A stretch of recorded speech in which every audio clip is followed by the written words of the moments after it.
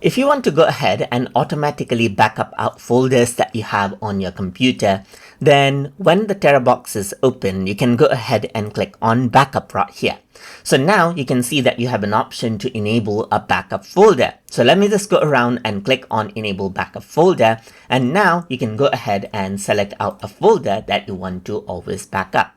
Click on select folder right here, and that particular backup folder has been added out. You can also go ahead and select out other folders that you may have right here, just like this, and this is what you have. Click on backup now, and this backup folder has been added.